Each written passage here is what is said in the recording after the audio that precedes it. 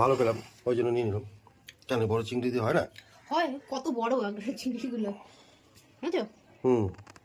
আরে চিংড়ি তো আজকে বড় বড়ই উঠেছে, আজকে সব বড় বড়ই চিংড়ি উঠেছে, ওই জন্য চিংড়ি মাছ নিয়ে নিলাম। আর ভালো চিংড়িগুলো পাশে দেখছিলাম যে কাটছে, এই দেখো পাশে দেখছিলাম ইঁচড় কাটছিল, ইঁচড়ও নিয়ে নিলাম। ফোন করলাম, বললো যে হ্যাঁ ইঁচড় চিংড়ি ভালোই লাগে, সেই জন্য ইঁচড় চিংড়ি হবে আজকে। তো বন্ধুরা দেখতে থাকো, একটা জমজমাটি মানে খাবার, ভালোই লাগে আমার। তোমাদের কার ভালো লাগে এঁচড় চিংড়ি কমেন্ট করে জানিও।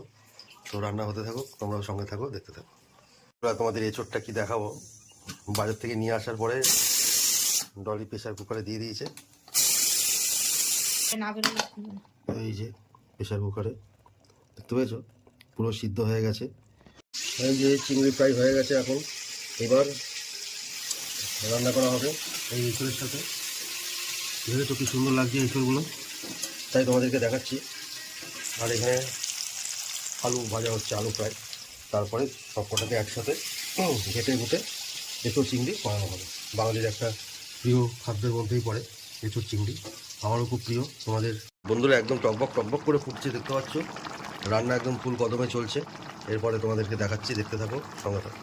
বন্ধুরা এখন বাটিতে দেখো দেবে, এই জিনিসটা দেখতে বেশ ভালো লাগে, ওই জন্যই দেখাই। যখন ও কি লাগছে, কালারটাও দারুণ এসছে।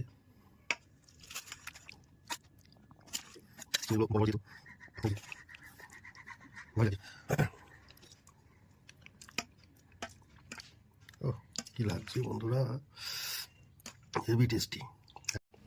হ্যাঁ, শীতকাল এবার শেষের দিকে, এবার গরমকাল শুরুর দিকে। এবার কি হচ্ছে, এঁচড়টা যে নতুন উঠছে, এই এঁচড়টা খেতে হেভি টেস্ট, আর তার সঙ্গে চিংড়ি মাছ আরো টেস্ট। মানে এঁচড়ে চিংড়ি মাছ দিলে বেশি টেস্ট লাগে, শুধু এঁচড়টা অতটা ভালো লাগে না।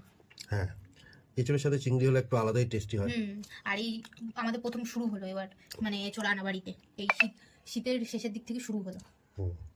যেহেতু শীতকাল চলে যাচ্ছে আর গরম জাস্ট ঢুকছে না, খেতেও ভালো লাগছে। তো তাড়াতাড়ি খেয়ে নাও, তোমার আবার অফিসে যেতে হবে। হ্যাঁ, খেয়ে নি বন্ধুরা, দারুণ হয়েছে। তুমিও খেয়ে নাও তাড়াতাড়ি। হ্যাঁ, তো কচুরলতি, এই কচুরলতি নাকি পেঁয়াজ কলি আলু ভাজা দিয়ে ভাত মেখে, তার সাথে এঁচড় চিংড়ি, একটা আলাদাই টেস্টি।